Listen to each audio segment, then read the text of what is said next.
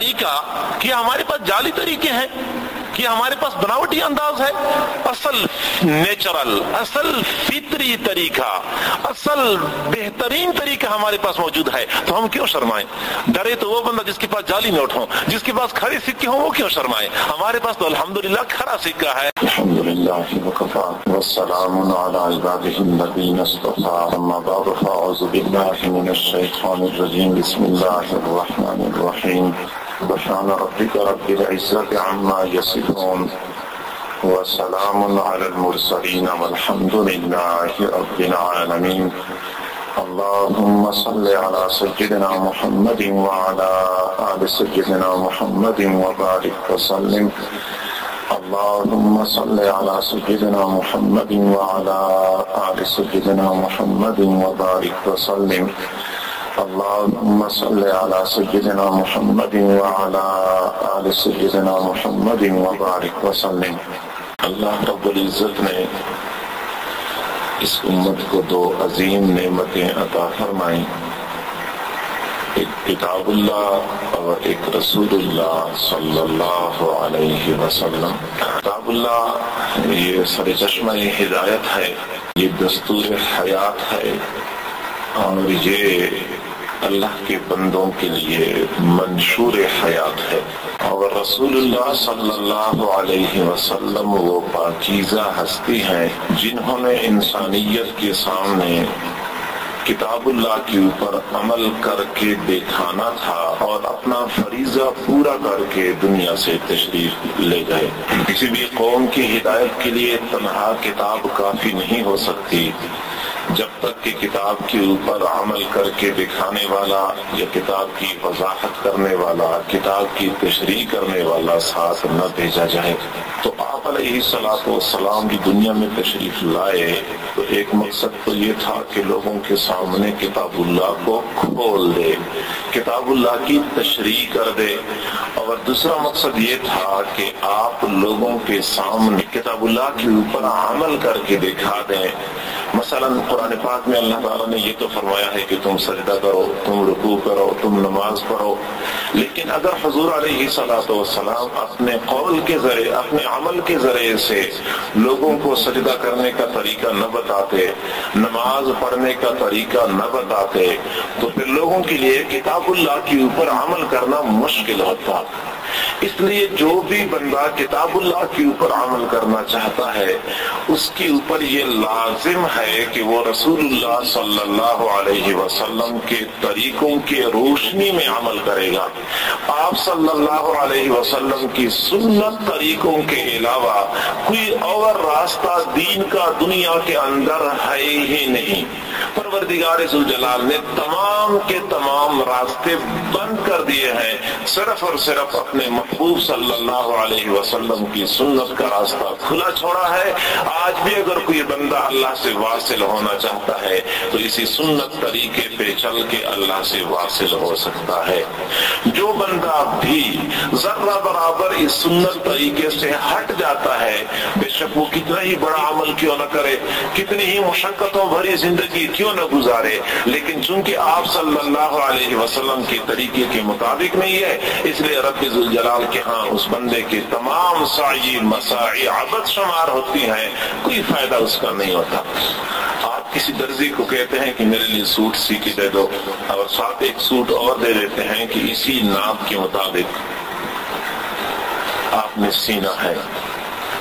اب وہ درزی جب سوٹ سی لیتا ہے، آپ دیکھتے ہیں کہ وہ 2-3 انچ چھوٹا ہوتا ہے، تو درزی تو اس امید پہ بیٹھا ہوتا ہے کہ مجھے اجرت ملے گی، مجھے پیسے ملیں گے، اور الٹا آپ غصے ہو جاتے ہیں کہ میرا سوٹ تو نے ضائع کر دیا، میرے سوٹ کے پیسے مجھے دے دو۔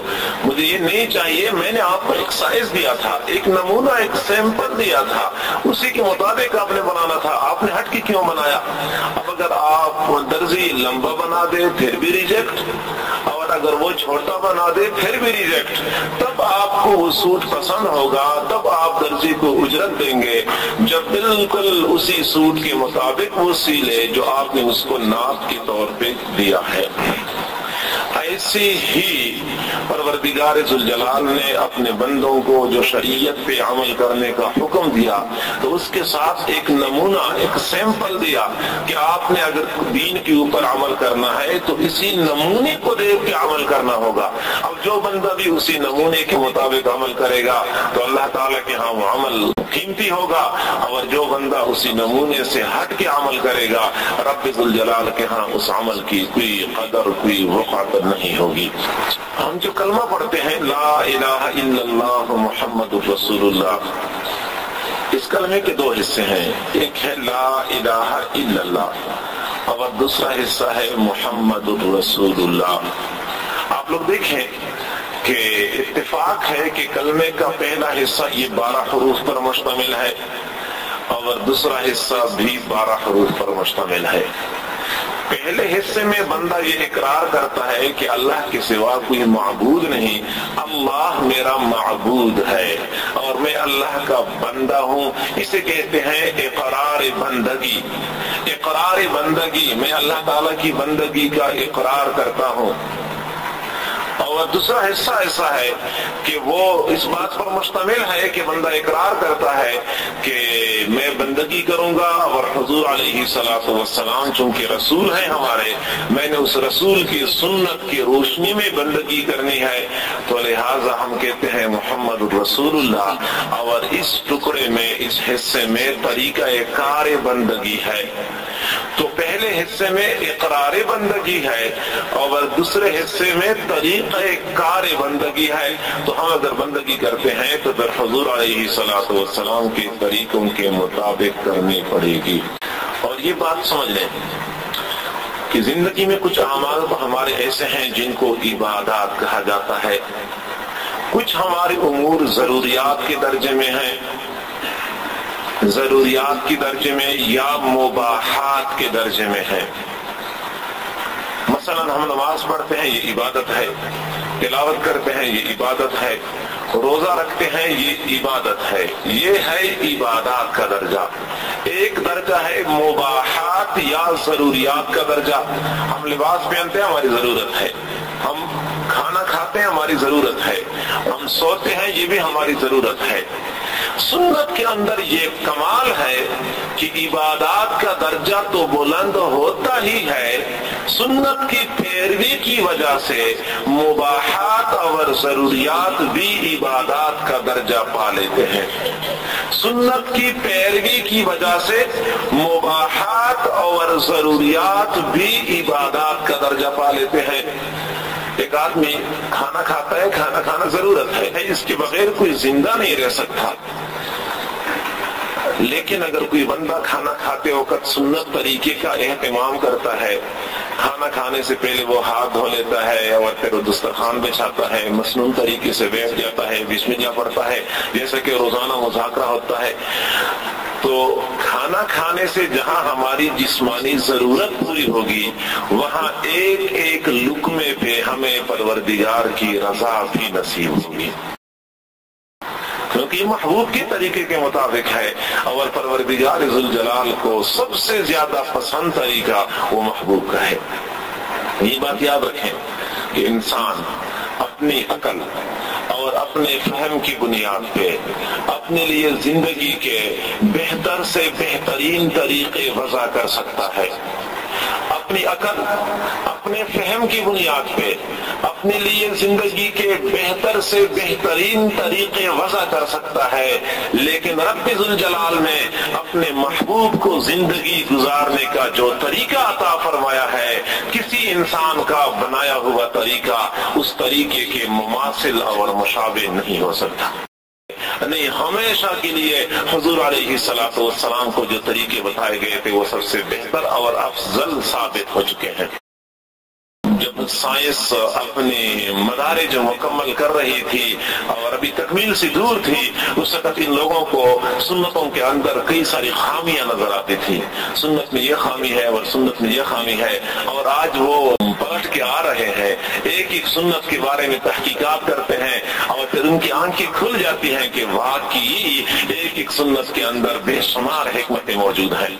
تو آج وہ آہستہ آہستہ پلٹ کے آ رہے ہیں، سائنسی ترقی کی بدولت اسلام کی حقانیت، حضور علیہ الصلوۃ والسلام کی صداقت ان کے اوپر کھلتی جا رہی ہے۔ اور ایک بات عرض کر دوں کہ کئی مرتبہ ہم جب سنت پہ عمل کرتے ہیں تو پہلے پوچھ لیتے ہیں کہ اس سنت میں حکمت کیا ہے، اس سنت میں کیا حکمت ہے، اس سنت میں کیا حکمت ہے۔ تو یہ بات تو پکی ہے کہ حضور علیہ الصلوۃ والسلام کی ایک ایک سنت میں بے شمار حکمتیں موجود ہیں، لیکن اس کے باوجود بھی ہم نے حکمتوں کی بنیاد پہ سنتوں کی پیروی نہیں کرنی، بلکہ محبت اور عشق کی بنیاد پہ سنتوں کی پیروی کرنی ہے۔ علماء نے اور مختلف دانشوروں نے کتابیں لکھی ہیں، اس سنت کے اندر فلاں حکمت ہے، اس سنت میں فلاں حکمت ہے۔ مقصد کیا تھا کہ لوگ سنتوں کی طرف مائل ہو جائیں، راغب ہو جائیں۔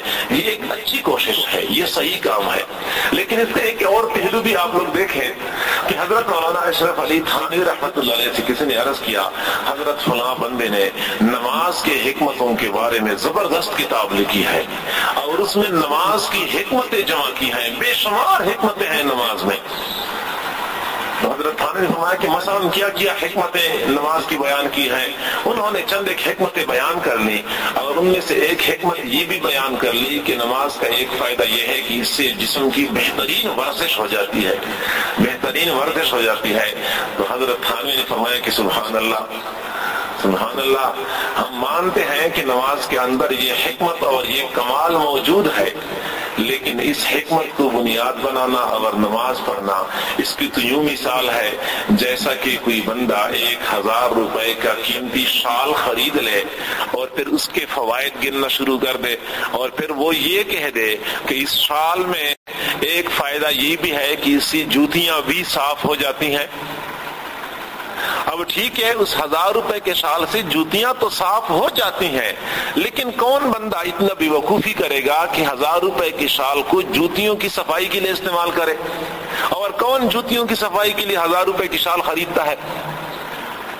اسی طرح فرمایا کہ نماز جیسا عظیم عمل، جیسا مقدس عمل، جیسی عظیم عبادت، اور ہم یہ کہتے ہیں کہ اس کے اندر یہ فائدہ ہے کہ اس سے ورزش ہو جاتی ہے، یہ نماز کی ناقدری ہے، یہ نماز کی ناقدری ہے۔ تو اگر کوئی بندہ اس حکمت کی بنیاد پہ نماز پڑھتا ہے کہ اس سے میری ورزش ہو جائے گی، تو واقعی نماز کی توہین ہے۔ نماز اللہ تعالیٰ کی رضا کے لیے اور حضور علیہ الصلوۃ والسلام کی آنکھوں کی ٹھنڈک ہے، یہ مومن کی معراج ہے۔ اب ورزش کے اندر کیا مومن کو معراج نصیب ہو جائے گی؟ بہرحال آج ہمارے نوجوان ساتھی کئی مرتبہ پوچھتے رہتے ہیں کہ اس سنت میں کیا حکمت ہے، اس سنت میں کیا حکمت ہے۔ تو جب حکمت معلوم ہو جاتی ہے تو پیروی کرتے ہیں، اور اگر معلوم نہ ہو جائے تو پھر پیروی نہیں کرتے۔ یہ کون سی بات ہوئی بھائی؟ سمجھ میں بات آئے یا نہ آئے، جب سنت ہے بس ہمارے لیے سب سے بڑی حکمت یہی ہے کہ سنت ہے اور یہ آپ علیہ الصلوۃ والسلام کا طریقہ ہے، لہذا ہمیں سمجھ میں آئے یا نہ آئے ہمیں آنکھیں بند کر کے اس کو قبول کر لینا چاہیے۔ حضرت عبداللہ بن عمر رضی اللہ عنہ اونٹ کے اوپر سوار تھے اور ایک جگہ پہ چکر دے رہے تھے، گھما رہے تھے۔ کسی نے پوچھا کہ حضرت آپ کیا کر رہے ہیں؟ نہ تو آپ اونٹ سے اتر رہے ہیں، نہ آپ کہیں جا رہے ہیں، ایک جگہ پہ اونٹ کو چکر دینے کا کیا معنی؟ تب آپ عبداللہ بن عمر نے فرمایا کہ جی ہاں، مجھے خود بھی نہیں معلوم کہ میں ایسا کیوں کر رہا ہوں، مجھے خود بھی نہیں معلوم کہ میں ایسا کیوں کر رہا ہوں، البتہ میں نے اپنے محبوب کو یوں کرتے ہوئے دیکھا ہے۔ بس میرے لیے اس قدر بات کافی ہے کہ میرے محبوب نے ایسا کیا ہے، باقی مجھے نہیں پتا کہ میں ایسا کیوں کر رہا ہوں۔ اور شکو ہمیں اس لیے ہوتا ہے نا کہ جب نبی کی سنتوں کی بات آتی ہے پھر تو وہ پوچھتے ہیں کہ اس میں کیا حکمت ہے، اس میں کیا حکمت ہے، اور اگر دوسروں کی پیروی کی بات آ جاتی ہے پھر وہاں یہی نوجوان نہیں پوچھتے کہ دوسروں کی طرح وضاقتہ بنانے میں کیا حکمت ہے، دوسروں کی طرح تنگ اور ٹائٹ لباس پہننے میں کیا حکمت ہے۔ ہم پھر ادھر نہیں پوچھتے، ادھر پھر ہم آنکھیں بند کر کے پیروی کرتے ہیں۔ جو کچھ ہم رات کو سکرین کے اوپر دیکھ لیتے ہیں صبح ہم اسی طرح بننے کی کوشش کرتے ہیں، صبح ہم اسی طرح بننے کی کوشش کرتے ہیں۔ کاش کہ ہم یہ تو دیکھ لیتے نا، کم از کم اتنا فرق تو کر لیتے کہ جتنی ہماری عقل ہے کہ یہ ان کا یہ طریقہ ہمارے لیے نقصان دہ ہے اور یہ طریقہ ہمارے لیے مفید ہے. اب کتنے طریقے ان کے بود و باش کے ایسے ہیں جو انسانی صحت کے لیے اور انسانی معاشرے کے لیے سراسر نقصان دہ ہیں. وہ خود بھی تسلیم کرتے ہیں اور ہم بھی تسلیم کرتے ہیں. ہمارے لوگ جو سمجھدار بنے پھرتے ہیں اور روشن خیال بنے پھرتے ہیں وہ بھی تسلیم کرتے ہیں کہ یورپ کا یہ طریقہ، غیروں کا یہ طریقہ، یہ صحت کے لیے نقصان دہ ہے یا معاشرے کی اجتماعیت کے لیے نقصان دہ ہے. وہ مانتے ہیں لیکن اس کے باوجود بھی ہم مجبور ہیں، طبعاً ہم مجبور ہیں. اور ہماری ایک استاد نے ایک عجیب بات ارشاد فرمائی، ناراض نہ ہونا، کسی کا دل دکھانا مقصود نہیں ہے اور کسی کے جذبات کو ٹھیس پہنچانا مقصود نہیں ہے، اپنے درد کی بات آپ لوگوں تک پہنچانی مقصود ہے. ہمارے استاد نے فرمایا کہ دیکھیں، حضور علیہ الصلوۃ والسلام سے پہلے جو امتیں گزری ہیں ان امتوں کے اندر جب لوگ حد سے آگے بڑھ جاتے نافرمانی میں تو ان کو مسخ کر دیا جاتا. کوئی بندر بن جاتا، کوئی خنزیر بن جاتا، کوئی اور شکل میں مسخ ہو جاتا، کوئی چوہا بن جاتا.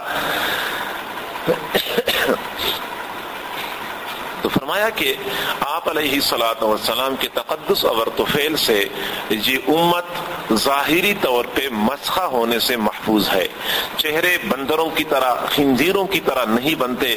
بندہ کتنا ہی گناہگار کیوں نہ ہو، اللہ تعالیٰ اس کے چہرے کی حفاظت کرتا ہے، لیکن دل مسخہ ہو جاتے ہیں اور دلوں کے اندر وہی صفات آ جاتی ہیں جو صفات ان جانوروں کے اندر ہوتی ہیں. تو انہوں نے فرمایا کہ دل بندروں کی طرح بن جاتے ہیں. بندر کا کام ہوتا ہے نقالی کرنا اور پھر یہ بندے نقالی شروع کر دیتے ہیں. اب واقعی بندے کا ماتم کرنے کو جی چاہتا ہے کہ ہماری مائیں بہنیں بیٹیاں گھروں کے اندر چھوٹے بڑے رات کو جو کچھ دیکھتے ہیں سکرین کے اوپر، صبح ان کے چلنے کا انداز ویسے ہوتا ہے، بات کرنے کا سٹائل ویسے ہوتا ہے، لباس کی ترتیب ویسی ہوتی ہے، کھانے پینے کا سلسلہ ویسے ہوتا ہے. ایسے ہم اندھے بن چکے ہیں کہ بس سوچے بغیر، آگے پیچھے نہیں سوچتے کہ فائدہ ہے یا نقصان ہے، سوچے بغیر بس ہم ایک دوسرے سے آگے بڑھنے کی کوشش کرتے ہیں کہ میں اپنے آپ کو سب سے پہلے ثابت کر دوں کہ میں پکا غلام ہوں. اپنے ذہنی غلامی کا ثبوت پیش کرنے کے لیے ہم ایک دوسرے سے آگے بڑھنے کی کوشش کرتے ہیں. ایک آدمی نے مجھے بتایا، پتہ نہیں بات کس حد سچی ہے، لیکن وہ کہنے لگا کہ ایک مرتبہ، یہ پرانے زمانے کی بات ہے، کراچی ایئرپورٹ پہ ایک گورا بیٹھا ہوا تھا، چائے پی رہا تھا. چائے گرم تھی اور وہ انتظار کر رہا تھا کہ چائے ٹھنڈی ہو جائے گی پھر میں پیوں گا. وہ ادھر سے اعلان ہو گیا کہ فلائٹ تیار ہے اور مسافر جہاز پہ پہنچ جائے. اب گورے کو جلدی تھی، اس نے سوچا کہ چائے کس طرح ٹھنڈی کروں. سامنے پلیٹ میں برف کی ڈلیاں پڑی تھی، اس نے ایک ڈلی اٹھائی اور کپ کے اندر ڈال دی اور پھر چائے ٹھنڈی ہو گئی. اس نے فوراً پی لی اور پھر بھاگتا ہوا گیا، جہاز پہ چڑھ گیا.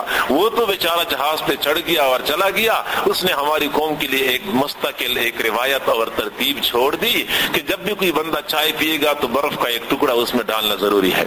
تو لہذا لوگوں نے یہ سلسلہ چلایا کہ چائے پیتے تھے تو برف کا ایک ٹکڑا اس کے اندر ضرور ڈالتے تھے، کیونکہ یہ کسی گورے کا کیا ہوا کام تھا.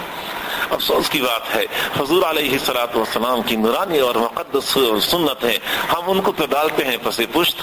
ان میں تو ہمیں تو کوئی کشش نظر نہیں آتی، کوئی حسن نظر نہیں آتا، کوئی کمال نظر نہیں آتا. اور یہ لوگ جو کچھ ہمیں کر کے دکھاتے ہیں ہم سمجھتے ہیں کہ بس ساری کی ساری کامیابیاں اسی کے اندر ہیں.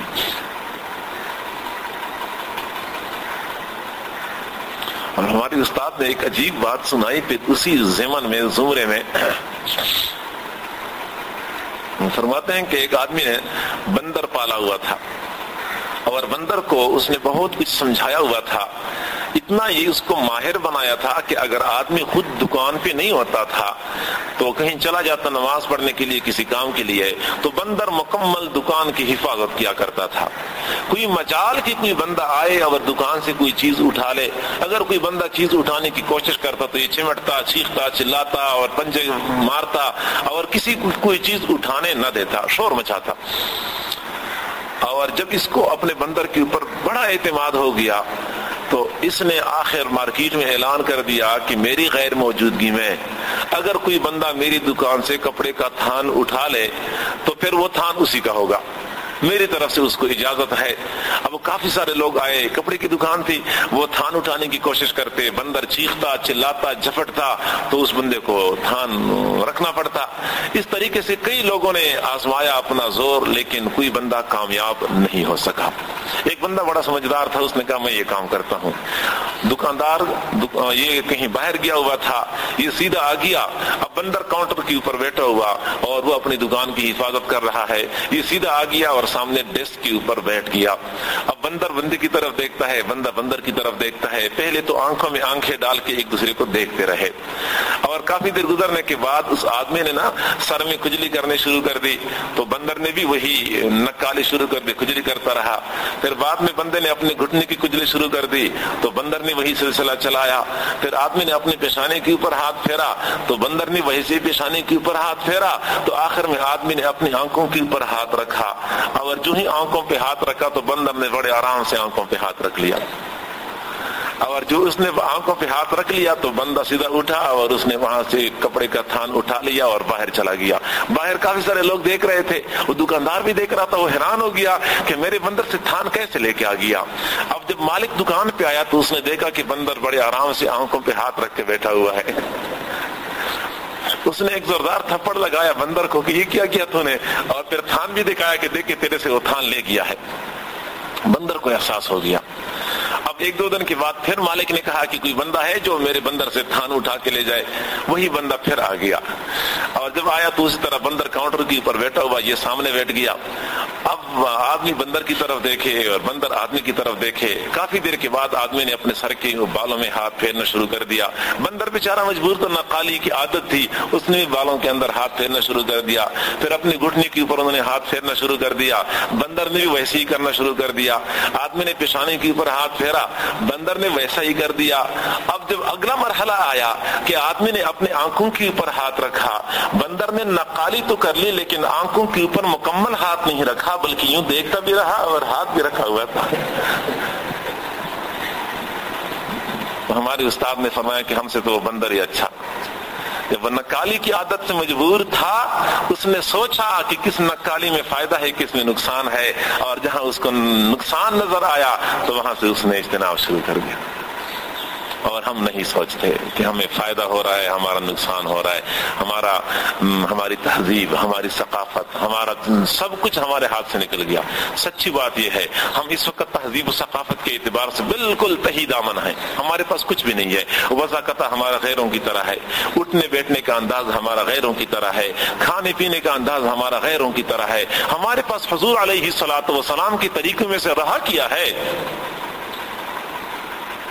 ماں سوائے وہ لفظی دعوے کے کہ میں عاشق ہوں اور میں عاشق ہوں، اس کے علاوہ اور کچھ بھی نہیں ہے۔ کئی لوگوں کو دیکھا ہے اسٹیج پہ آ کے نعت پڑھنا شروع کر دیتے ہیں، بڑا افسوس ہوتا ہے۔ سچی بات ہے، مجھے اتنا افسوس ہوتا ہے جب وہ نعت پڑھتا ہے اور عشق اور محبت اور مدینے کا تذکرہ کر رہا ہوتا ہے، بندہ اس کے چہرے کو دیکھتا ہے تو چہرہ بس خالی خلی ہوتا ہے، شلوار کو دیکھتے ہیں شلوار ٹخنوں سے نیچے ہوتی ہے، عجیب و غریب حالت بنی ہوئی ہے۔ یہ اپنے آپ کو دھوکہ دینے والی بات ہے اور اس میں کوئی حقیقت نہیں ہے۔ ہم اپنے آپ کو دھوکہ دیتے ہیں کہ بس دل میں عشق رسول موجود ہے اور میرے لیے بس یہی سرمایہ کافی ہے اور میری نجات کے لیے عشق رسول ہی کافی ہے۔ عشق رسول ہے کہاں؟ اپنے آپ کو ہم خطیف التسلیاں دینے والی بات ہے کہ بس ٹھیک ہے میں عاشق ہوں۔ اب آپ عاشق ہوتے تو آپ کی یہ حالت ہوتی، حضور کے چہرے سے آپ کو نفرت ہوتی، حضور کے طور طریقوں سے آپ کو نفرت ہوتی۔ یہ کیسے عشق ہے، کیسے محبت ہے؟ شاک اور لوگ ہوا کرتے تھے۔ اللہ اکبر کبیرہ۔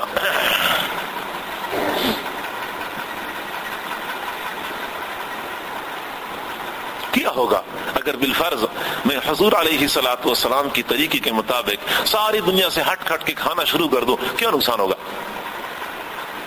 اگر حضور علیہ الصلوۃ والسلام کے طریقے کے مطابق میں اپنے آپ کو بنانا شروع کر دوں تو کیا ہوگا؟ معاشرے میں کیا ہوگا؟ کچھ بھی نہیں ہونا۔ اسی طرح ہم نے اچھا کئی مرتبہ لوگ بیچارے شرماتے ہیں کہ پھر کیا بنے گا ہمارا اگر ہم نے اس طرح کر دیا۔ افسوس کی بات کہ اگر کوئی بندہ دیکھتا ہے کہ مغربی تہذیب ہے ننگا رہنے کی، تو نوجوان ننگا رہنا شروع کر دیتے ہیں، یہ آدھا ننگا ہے، یہ پورا ننگا ہے. یہ لوگ اس پہ نہیں شرماتے چونکہ یہ غیروں کا طریقہ ہے. اور اگر ان سے کہا جائے کہ بھائی شلوار ٹخنوں سے اوپر رکھو، ٹخنوں کو ننگا رکھو، تو بس پھر یہ شرم والی بات بن جاتی ہے. یہاں تک اگر لباس پہنے وہ صرف ایک بالش اوپر سے نیچے، یہ پورے جسم کے اوپر ایک بالش تک لباس پہنا ہوا ہو، یہ تو ہے عین ترقی، اس میں شرم والی کوئی بات نہیں ہے. لیکن اگر کوئی مسلمان بندہ اس طرح ٹخنوں کو ننگا کرتا ہے تو پھر یہ شرم والی بات بن جاتی ہے. کرتے ہیں تو بڑا فخر کرتے ہیں، انداز عجیب ہوتا ہے. جب پینٹ شرٹ پہن لیتے ہیں تو چلنے کا انداز بھی بدل جاتا ہے، جیسا کہ ان کو پتہ نہیں کیا 7 اقلیم کی ان کو بادشاہی مل گئی ہے یہ ان کا. اور پھر کئی مرتبہ تو پھر خریدتی بھی لنڈے کا ہے، نیا ہوتا بھی نہیں، لنڈے کا خرید کے پھر وہ اکڑ اکڑ کے جانا شروع کر دیتے ہیں. ہمارے حضرت شاہ صاحب رحمۃ اللہ علیہ فرمایا کرتے تھے، حضرت مولانا عبد الوہاب شاہ صاحب رحمۃ اللہ علیہ کہتے ہیں کہ اکڑ اکڑ کے چلتے ہیں، پہنا بھی لنڈے کا ہوتا ہے.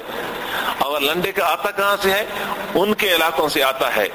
اور یہ وہ پینٹ شرٹ ہوتے ہیں جس میں ان کا کئی لیٹر پیشاب جذب ہو چکا ہوتا ہے. وہ استنجا تو وہ کرتے نہیں ہیں، تو جو ہی وہ زپ کھول کے پیشاب کر لیا، زپ بند کے پھر دوبارہ چلنا شروع کر دیا، نہ کوئی صفائی نہ کوئی دھلائی، اسی پتلون کے اندر ان کا پیشاب جذب ہو رہا ہوتا ہے. اور ہمارے پاس پہنچ کے ہم اس کو دھو لیتے ہیں، پھر پہن لیتے ہیں، پھر ہماری حالت عجیب ہو جاتی ہے جیسا کہ ہم ہوا میں اڑ رہے ہیں. یہ پھر کیفیت بن جاتی ہے.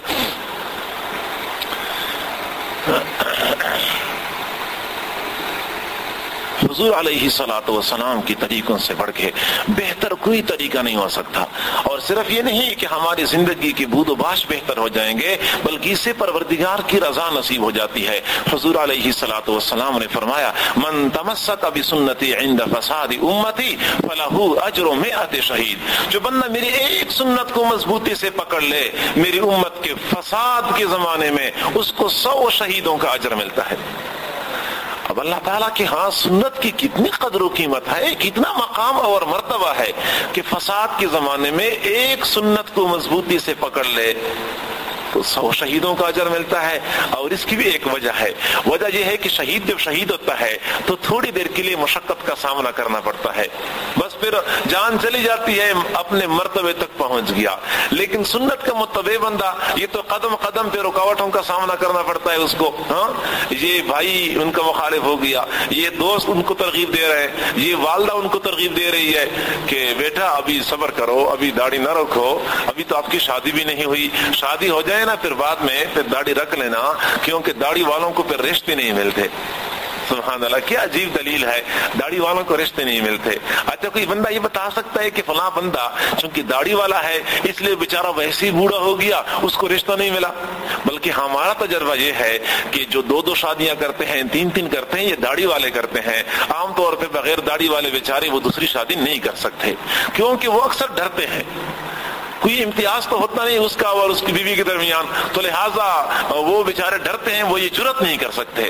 داڑھی والا اپنے آپ کو مرد سمجھتا ہے، کہتے بھائی میں تو مرد ہوں، لہٰذا وہ دبنے کا کوئی مسئلہ نہیں ہوتا کہ وہ بیوی کے دباؤ میں آ جائے، تو لہٰذا وہ اگر اگلی شادی کا چاہے تو بڑے کھلا طریقے سے شادی کر لیتا ہے. ٹھیک ہے. حضرت مولانا مفتی رشید احمد صاحب رضی اللہ عنہ فرمایا کرتے تھے کہ بیوی کیوں داڑھی کی مخالفت کرتی ہے؟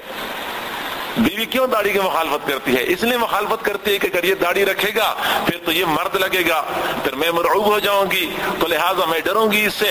اگر یہ داڑھی نہیں رکھے گا تو یہ میری طرح ہی لگے گا، تو مجھے اس سے ڈرنے کی کوئی ضرورت نہیں ہے. تو وہ عورت اس لیے داڑھی نہیں رکھنے دیتی کہ پھر یہ داڑھی رکھے گا تو پھر میں ڈروں گی اس سے. تو لازمی بات ہے کہ جب مرد ماشاءاللہ بھرپور داڑھی والا ہوتا ہے تو روب تو اس کا ہوتا ہے، جو کچھ بھی ہو آپ لوگ مانیں یا نہ مانیں. اور ایک بات میں آپ سے اگلے عرض کر دوں کہ اللہ رب العزت نے اس داڑھی کے ذریعے سے مرد کو زینت بخشی ہے. حضور علیہ الصلوۃ والسلام نے فرمایا کہ اللہ تعالیٰ کے کچھ فرشتے ہیں جو تسبیح پڑھتے ہیں، سبحان من زین الرجال باللحى وزین النساء بالذوائب. پاک ہے وہ پروردگار جس نے مردوں کو داڑھیوں کے ساتھ زینت بخشی ہے اور عورتوں کو زلفوں کے ساتھ زینت بخشی ہے. اب اگر عورت مطالبہ کرے کہ داڑھی نہ بڑھاؤ تو اس سے آپ مطالبہ کریں کہ پھر آپ بھی زلفیں ختم کر دیں، کاٹ دیں، سارا ٹینڈ کر دیں ایک مرتبہ. اگر آپ مجھے کہتے ہیں ٹینڈ کر دو، میں کہتا ہوں آپ ٹینڈ کر دیں. مطالبہ ہم کر سکتے ہیں کیونکہ ان کے لیے یہ زینت کا باعث، ہمارے لیے ماشاءاللہ داڑھی زینت کا باعث. اور ہم ایک مرتبہ حضرت جی کے ساتھ سفر کر رہے تھے افریقہ میں، جنگل میں. تو افریقی جنگلوں میں ماشاءاللہ جانور بہت زیادہ ہوتے ہیں، ریوڑوں کے ریوڑ چرتے رہتے ہیں، پرندے بھی ہوتے ہیں. تو کافی دیر گزرنے کے بعد حضرت جی نے ایک عجیب بات ارشاد فرمایا کہ مولانا دیکھیں، آپ جنگل کے جانوروں پہ غور کریں، ہر صنف میں، ہر جنس میں آپ کو نر جانور خوبصورت نظر آئے گا. پھر فرمایا کہ آپ دیکھیں شیر اور شیرنی کو دیکھیں. شیر ماشاءاللہ بھرپور داڑھی کا والا ہوتا ہے، خوبصورت داڑھی ہوتی ہے. اور آپ دیکھیں ہرن اور ہرنی کو، آپ کو ہرن خوبصورت نظر آئے گا. آپ چڑیا اور چڑیا کو دیکھو، مور اور مورنی کو دیکھیں، فلاں جانور. اس میں دیکھیں نا، آپ ذرا غور کریں، غور سے دیکھتے رہیں. جو نر ہوں گے ان کو اللہ تعالیٰ نے ایک امتیازی شان عطا کی ہوتی ہے، ایک حسن اور ایک جمال عطا کیا ہوتا ہے. اب اگر ہر جنس میں، مخلوق کے ہر جنس میں اللہ تعالیٰ نے نر کو حسن دیا ہے، لگتا یہ ہے کہ انسانوں میں سے بھی پروردگار ذوالجلال نے نر کو حسن عطا فرمایا ہے. اور یہ اور بات ہے کہ یہ نر بیچارے اپنے حسن کو اپنے ہاتھوں خود برباد کر دیتے ہیں. میرے بھائی، ہمت کرنے کی ضرورت ہے.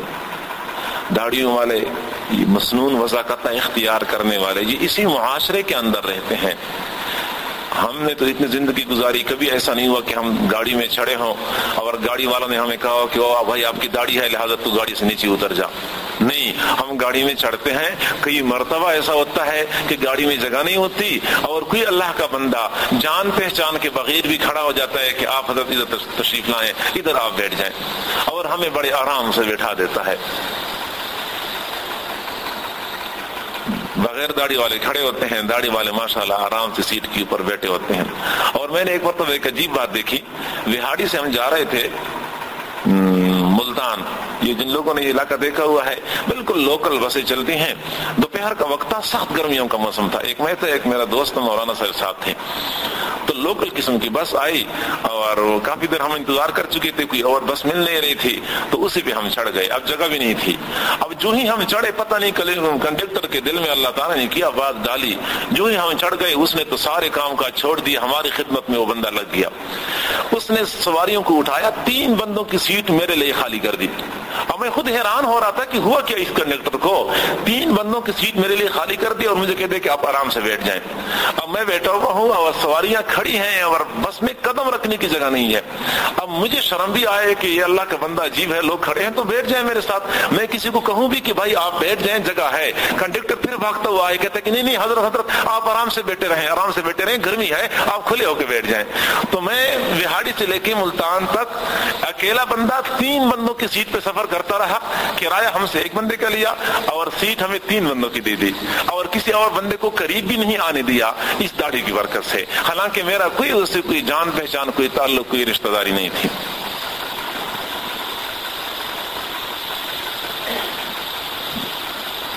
ایک مرتبہ یہاں جنگ میں مجھے کسی کام کے حوالے سے کچہری جانا پڑا. اللہ تعالیٰ بچائے، ایک مرتبہ کچہری گیا ہوں، وہ بھی اپنا کام نہیں تھا، کسی اور کا کام تھا.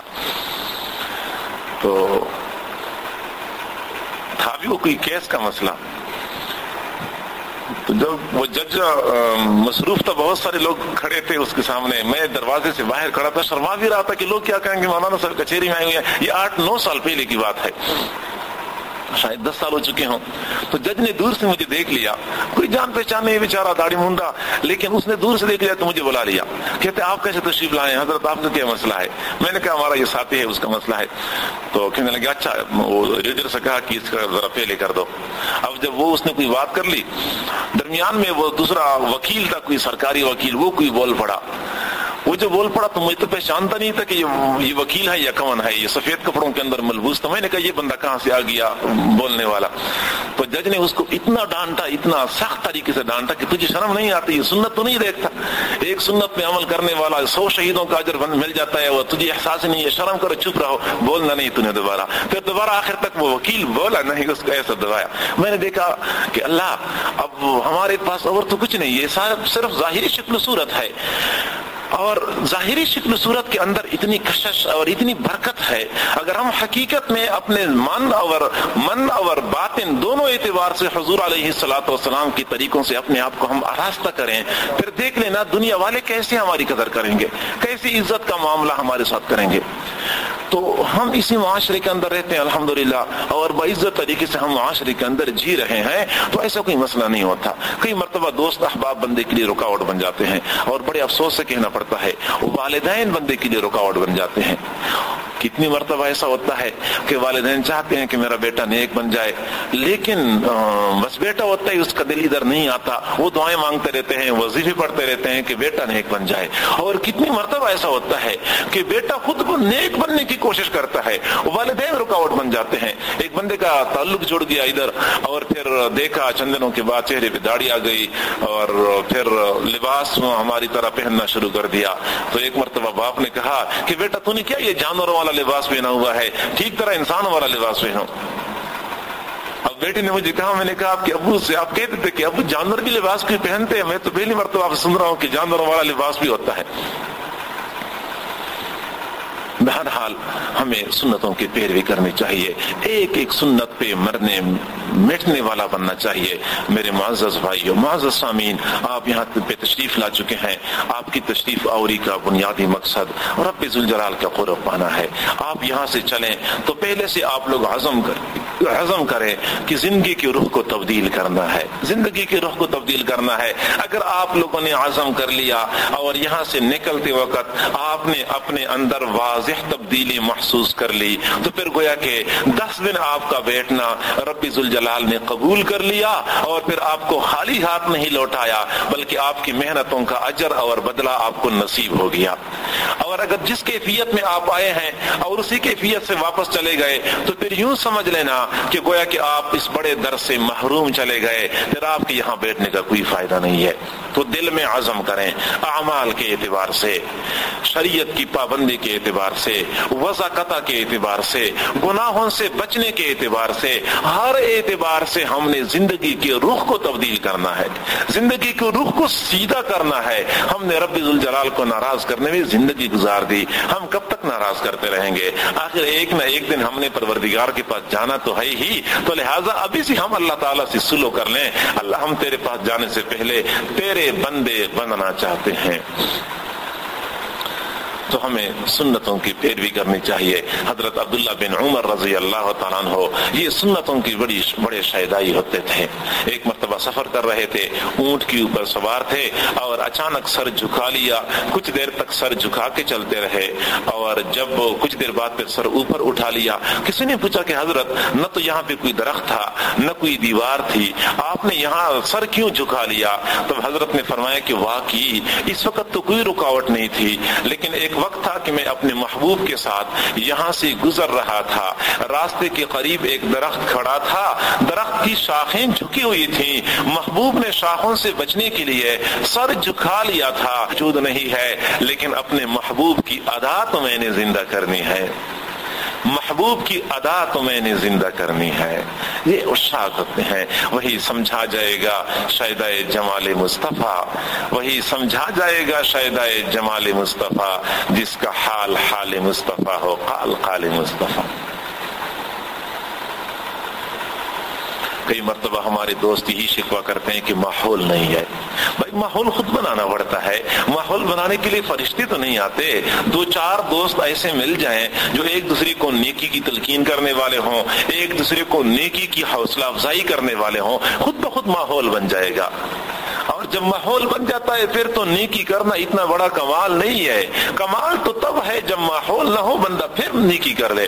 ناز کیا اس پہ کہ زمانے نے بدل دیا تجھے، नाज किया इस पे कि जमाने ने बदल दिया तुझे, मर्द वो है जो जमाने को बदल दे डाले। जी हाँ, असल कमाल तो ये है, जमाने वालों को पीछे लगाए। हुजूर अलैहिस्सलातु वस्सलाम का 1400 साल पुराना वर्षा आज हमारे पास मौजूद है। सीने से इसको चिमटाए रखें, दांतों के साथ मजबूती से पकड़ें। एक एक लफ्ज़, एक एक अमल, एक एक कौल, एक एक सुन्नत के ऊपर अमल करना, ये अपनी जिंदगी का मकसद बनाए। अल्हम्दुलिल्लाह सुम्मा अल्हम्दुलिल्लाह, हम कोई टक्के के आम तो नहीं है। हमारा नसबनामा हुजूर के साथ मिलता है, हमारा रूहानी रिश्ता हुजूर के साथ मिलता है। हमें क्या हो जाता है, हमें अपना दामन खाली क्यों नजर आता है? हमारे पास क्या सोने जागने के सही तरीके मौजूद नहीं है? कि हमारे पास जिंदगी की बूदोबाश के काबिल अमल तरीके मौजूद नहीं है? जब हमारे पास मौजूद हैं, हमें गैरों से लेने की क्या जरूरत है? हमारे पास अपना सरमाया इंतहाई कीमती है, अपना कीमती सरमाया हमारे हाथ से निकलता जा रहा है। दूसरों के खोटे सिक्के हम कब्जा करके हम खुश हो रहे हैं, हमारे पास बड़े सारे खोटे सिक्के।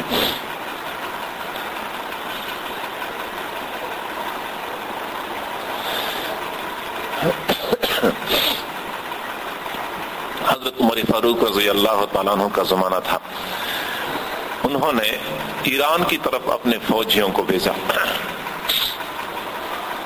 और जब मुसलमानों की फौजी हजरत साद बिन अबी वक्कास रज़ी अल्लाह तआला अन्हु की सरकर्दगी में ईरान के सरहद पे पहुंचे। ईरान का बादशाह किसरा था जो अपनी कुव्वत के नशे में बड़ा मस्त था, लेकिन दूसरी तरफ मुसलमानों की खबरें भी उनको पहुंचते रहती थी कि मुसलमान जिस तरफ रुख कर लेते हैं फिर वो पीछे हटते नहीं है। उनको उसको इत्तला मिल गई कि मुसलमानों की फौजें सरहद पे पहुंच चुकी हैं। उसने कहा कि जंग का खतरा किस तरीके से टालना चाहिए और सुलह की तरफ हाथ बढ़ाना चाहिए। तो उसने फौरन मुसलमानों के पास पैगाम भेजा कि जंग से पहले हम मुज़ाकरात कर लेते हैं, शायद कोई बात बन जाए तो बेहतर रहेगा, जंग से हम बच जाएंगे। मुसलमानों ने कहा अच्छी बात है। हजरत साद बिन अबी वक्कास रज़ी अल्लाह तआला अन्हु ने अपने मुसलमानों के फौज में से 2 नुमाइंदे भेजे।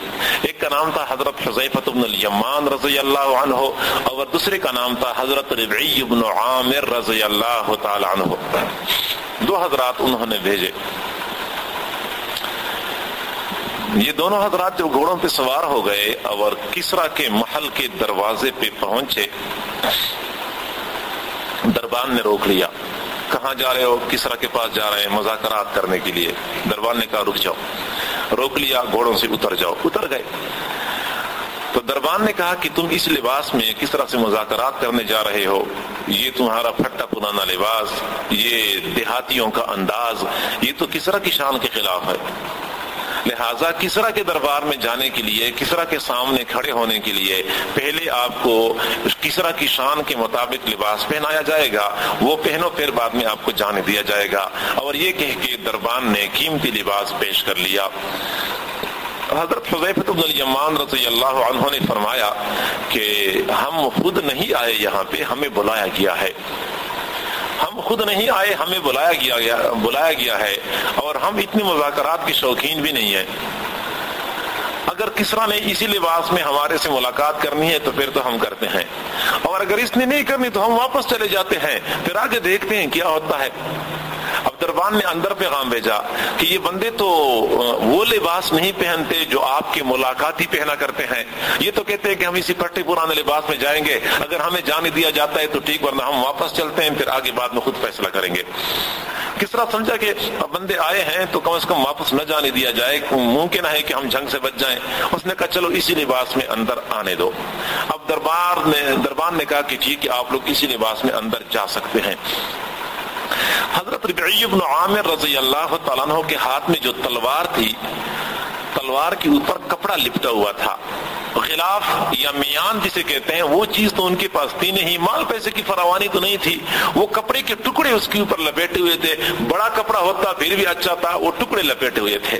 वो टुकड़े जा बजा सिरक गए थे तलवार से। तो उन्होंने दोबारा वो कपड़े को सीधा करने के लिए तलवार को खोला, वो कपड़ा हटा लिया। जब दोबारा तलवार के ऊपर कपड़ा लपेटना शुरू किया तो दरबान ने तलवार को देखा, तलवार बिल्कुल संग आलूद थी। अब दरबान ने कहा कि ये तलवार मैं जरा देख सकता हूँ। फरमाया कि हाँ आप देख सकते हैं। अब जब दरबान ने उस तलवार के ऊपर इस तरह अंगूठा फेरा उस धार के ऊपर, तो बिल्कुल कुंद जा बजा दंदाने पड़े हुए थे। अब دربان تنزیہ طور پہ مسکرانے لگا اور کہنے لگا واہ بادشاہ واہ، تم ان تلواروں سے ایران کو فتح کرنے آئے ہو؟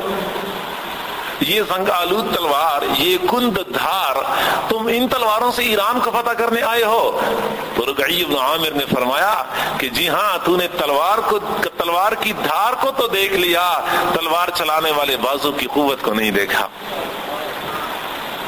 تلوار چلانے والے بازو کی قوت کو نہیں دیکھا۔ تیرے پاس کوئی موٹی تہ والی ڈال ہو وہ لے کے آ جاؤ۔ اب دربان کے پاس موٹی تہ والی لوہے والی ڈھال موجود تھی، اس نے وہ ڈھال سامنے پکڑ لی اور ربعی بن عامر نے جو بسم اللہ پڑھ کے ایک وار کر دیا تو ڈھال کے 2 ٹکڑے کر دیے۔ جی ہاں، دربان بیچارہ دبک گیا، ڈر گیا اور اندر پیغام بھیجا کہ ظاہر میں انسان ہے، حقیقت میں کوئی اور مخلوق ہے۔ بہرحال بلانا تو تھا ہی۔